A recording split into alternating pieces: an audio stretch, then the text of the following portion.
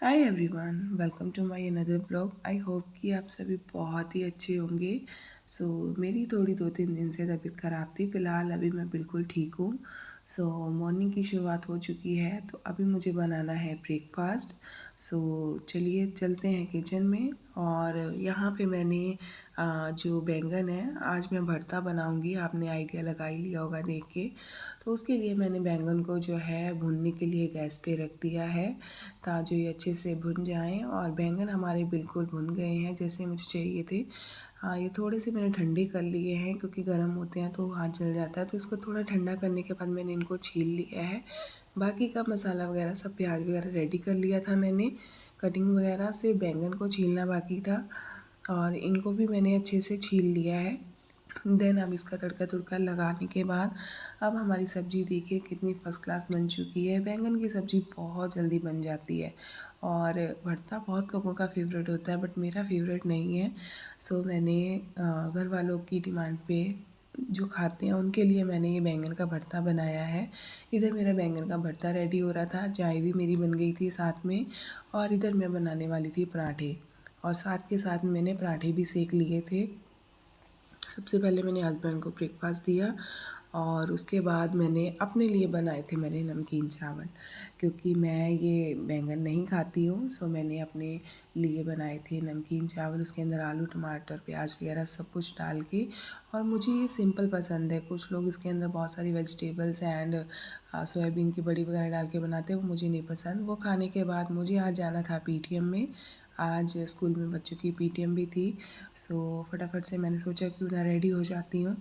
और मेरे ना हेयर फॉल बहुत ज़्यादा हो रहा है, और किसी के पास अगर इसका सल्यूशन हो तो प्लीज़ मुझे ज़रूर बताइएगा। और हेयर फॉल के लिए मुझे डॉक्टर ने रेकमेंड किया था, आप रोज़मेरी वाला हेयर स्प्रे जो है वो अपने स्कैल्प पे लगाइएगा। तो उसको मैं डेली नहीं लगाती हूँ, वीक में मैं 3 बार इसको लगाती हूँ। जब भी मैं हेयर वॉश करती हूँ तब मैं इसको अप्लाई करती हूँ। वैसे भी मेरा जो है और भी ट्रीटमेंट चल रहा है, बट कोई मेरे को उसका रिज़ल्ट नहीं मिल रहा है। मेरा हेयर फॉल बहुत ज़्यादा हो रहा है, और बीच का स्कैल्प तो ऐसे लग रहा है बिल्कुल गायब ही हो गया है। उसके लिए मैं बहुत सारी मेडिसिन भी खा रही हूँ, बहुत सारे मेरे ट्रीटमेंट भी चल रहे हैं, बट मेरे हेयर फॉल दिन ब दिन कम ही हो रहे हैं। ये है रोज़मेरी का। इसका रिज़ल्ट मुझे कुछ अच्छा नहीं मिल रहा है, फिर भी मैं ट्राई कर रही हूँ। पहले मैंने एक बॉटल लगा के देखी थी, तो मुझे थोड़ा सा अच्छा लगा था कि मेरा हेयर फॉल कम हुआ है। मैंने दूसरा भी ऑर्डर किया, बट अभी मुझे नहीं लग रहा कि मेरा हेयर फॉल कम हुआ है। चलिए, ये तो होता रहेगा। मैं रेडी हो चुकी थी। आप चेक कर सकते हो, पूरा स्कैल्प बिल्कुल बीच में से गंजा हो चुका है। और लेडीज़ की सुंदरता हमेशा अक्सर बालों से ही होती है। अगर बाल ही नहीं रहेंगे तो हमारी सुंदरता का कोई फ़ायदा ही नहीं है। मेरा मानना यही है। मेरे तो बाल बहुत ज़्यादा झड़ रहे हैं, तो प्लीज़ किसी के पास सल्यूशन हो तो मुझे ज़रूर बताइएगा। और उसके बाद मैं रेडी हो गई थी, और इधर मेरी जो कैट है इतनी मस्ती करती है। मुझे जाना था, अभी अकेली है घर पे। मैं सोच रही थी कि ये किसी तरीके से सो जाए और मैं इसको घर पे छोड़ के जाऊंगी, क्योंकि मैं इसको साथ में नहीं लेके जा सकती हूँ। घर में कोई भी नहीं था जो इसको पीछे से देखभाल कर सके। अब इसको हम सुलाने के लिए इतनी कोशिश कर रहे थे कि ये सो जाए, किसी तरीके से हम चले जाएं, लेकिन ये सोने का नाम ही नहीं ले रही है और ज़्यादा मस्ती कर रही है। अब इसकी मस्ती देख करके हमारा टाइम भी हो रहा था। 12 बज चुके थे और 12:30 बजे तक की पीटीएम थी। अब क्या करें क्या करें, बहुत दिमाग ख़राब हो रहा था, क्योंकि ये सोती नहीं है और वैसे ये बोलती नहीं है, बिल्कुल नहीं बोलती है। जब से ये आई है इसकी आवाज़ हमने सुनी नहीं है कभी। हम इसको डॉक्टर के पास जब जब लेके जाते हैं तब तब ये बोलती है, पर घर पे इसके मुँह से आवाज़ नहीं निकलती, जैसे ये गूंगी हो। और जब हम कहीं इधर उधर रूम से बाहर हो जाते हैं, कहीं चले जाते हैं, तो फिर ये पीछे से चिल्लाती है। तो अभी भी ये इतनी मस्ती कर रही है ना कि मैं क्या ही बताऊँ। और हमारा हो रहा है टाइम। अब इसको हर कोशिश कर रहे हैं कि किसी तरीके से ये थक जाए, सो जाए, लेकिन नहीं, इसकी और मस्तियाँ सूझ रही हैं इसको। ये खेलते खेलते ना ये चेयर के अंदर होल है उसके अंदर गिर गई। बड़ी मुश्किल से मैंने इसको निकाला, चेयर को उल्टा किया, फिर मैंने इसको उसके अंदर से निकाला, तो तब से ये चेयर पे ही लगी पड़ी है। जैसे तैसे करके हम लोग टाइम निकाल के स्कूल के लिए निकले। पीटीएम अटेंड की। उसके बाद फिर हम लोग वापस घर आ गए और मुझे आज कैश के लिए लेकर के आनी थी, उसका फूड भी ख़त्म हो गया था। फिर हम लोग उसके लिए फ़ूड भी लेकर के आए। तो यहाँ पे किटी यम्स का, जैसे कि मैंने लास्ट वीडियो में भी बताया था अपने ब्लॉग में, कि मेरी कैट को रोल्स वगैरह कोई भी ऐसा फूड पसंद नहीं आ रहा है, वो सब ऐसे ही रखे हैं, वो नहीं खा रही है। और किटी यम्स के मैं छोटे पैकेट लेकर के गई थी कि अगर ये खाएगी तो मैं इसके लिए और भी ऑर्डर करूँगी। तो मेरी कैट को किटी यम्स के फूड्स बहुत ज़्यादा पसंद आए। तो लास्ट ईयर मैं छोटे पैकेट लेके गई थी, उससे बड़ा लेके गई थी। ओशियन फ़िश का है ये, और टूना फ़िश वाला मुझे नहीं मिला। सो ये बहुत अच्छा है फ्लेवर इसका, और इसमें से स्मेल भी नहीं आती है जैसी और फूड्स में आती है ना। मुझे तो देख के उसको वॉमिटिंग होने लगती है, बट इसमें से ऐसी कोई स्मेल नहीं आती है। इसकी स्मेल बहुत अच्छी है। सो ये जो है मैंने अपनी किटन के लिए लेकर के आई थी। इसके साथ ये कंटेनर मेरे को फ्री मिला था। सो इस कंटेनर में डाल के आप इसको रख सकते हो, और मैं उतना ही फूड निकालती हूँ जितना मेरे को इसकी ज़रूरत होती है। मैं अलग एक डिब्बे में डाल के निकाल के रख लेती हूँ, और बाकी का पैक करके मैं इसी के अंदर ऐसे ही रख देती हूँ पैकेट में। क्योंकि अभी हमारे यहाँ पे बारिश वारिश हो ही रही है, मौसम ऐसा ही है, तो ये ना सील जाते हैं ना, तो फिर ये पेट खाते नहीं है, कैट्स खाती नहीं है मेरी। ओशियन फ़िश का है, कीटीएम्स के नाम से है। और अ, ये मुझे पड़ा था 350 के अराउंड, 445 के अराउंड मुझे पड़ा था। उसके साथ मेरे को ये कंटेनर भी फ्री मिला था। सो ये मेरी कैट जो है बहुत शौक़ से खाती है। और इसके साथ मैं लेकर के आई थी एक टूना फ़िश का ये रूल्स का छोटा वाला पैकेट। ये भी बहुत शौक़ से मैं ट्रायल के लिए लाई थी कि ये खाती है या नहीं खाती है, लेकिन अब ये खाने लगी है। पहले कुछ नहीं खाती थी, ये कुछ भी नहीं खाती है। ये जो पर्शियन कैट होती है ना, ये रोटी वगैरह तो वैसे भी नहीं खाती है, दूध भी नहीं पीती है। बट मैं कोशिश करती हूँ कि मैं इसको हर एक वो चीज़ खिलाऊँ जो अदर कैट्स खाती हैं, जो इंडी कैट होती हैं वो खाती हैं। तो मैं इसको भी हर एक चीज़ खिलाना पसंद चाहती हूँ, लेकिन ये कुछ भी नहीं खाना पसंद करती है। इसको बस होता है कि मेरे को बस मेरा फूड, वो भी अगर इसको पसंद आता है तो ये खाती है, अदरवाइज़ ये उसको सूंघती तक नहीं। तो वो ऐसे ही पड़ा रहता है। तो वो मेरी छत पे कैट आती है तो मैं उनको डाल देती हूँ, वो सब खा जाती हैं। और ये टूना फ़िश का मेरे को यहाँ नहीं मिला, एक मेरे को इसका स्टिक मिली थी, तो ये मैं उसका लेकर के आई थी। तो ये टूना फ़िश का मैंने इसको दिया, तो ये इतने मज़े से खा रही थी ना कि मैं क्या ही बताऊँ। इसके भी ना इतने स्वाद लगाती हैं ना ये, नॉर्मली चीज़ें नहीं खाना पसंद करती है। जैसा इसका नाम है ना, वैसे ही इसके काम है। अदर इंडी कैट जितनी भी है ना, उसको आप एक सूखी रोटी भी डाल दोगे ना तो वो आराम से खा लेगी। लेकिन ये कैट तो कुछ भी नहीं खाती, इसके आगे 56 भोग भी रख दोगे ना, वो उनमें से जो इसको फेवरेट होगा ना, ये वो ही खाएगी। तो मैंने इतने सारे इसके लिए पैकेट्स ला के इसको अलग अलग रूल्स के अदर और भी पेडिग्री के खिलाए, लेकिन इसको कोई भी पसंद नहीं आया। और सडनली मैं एक दिन ऐसे किटी यम्स लेके आई थी, वो इसको मैंने खिलाया, डॉक्टर के पास ले गई थी, तो डॉक्टर ने बोला अब एक बार ये वाला खिलाइए। तो जब से मैं किटी यम्स खिला रही हूँ ना, तब से मेरी थोड़ी सी प्रॉब्लम कम हो गई है, क्योंकि ये बहुत शौक़ से खा रही है किटी यम्स। तो चलो कुछ तो अच्छा खा रही है ये, क्योंकि खाना ये खाती नहीं है, कुछ भी ऐसा नहीं खाती है। हाँ, कभी इसका मन होता है, जैसे हम लोग दही खा रहे हैं, अगर चीनी पड़ी हुई है दही में, तो वो दही ये खाना पसंद करती है। वो भी थोड़ा सा आधा चम्मच खाती है, फिर बस, ज़्यादा नहीं खाती है। अभी बहुत छोटी है, अभी 2 मंथ्स की है ये। सो ये टूना फ़िश वाला जो था, ये बहुत शौक़ से खा रही थी।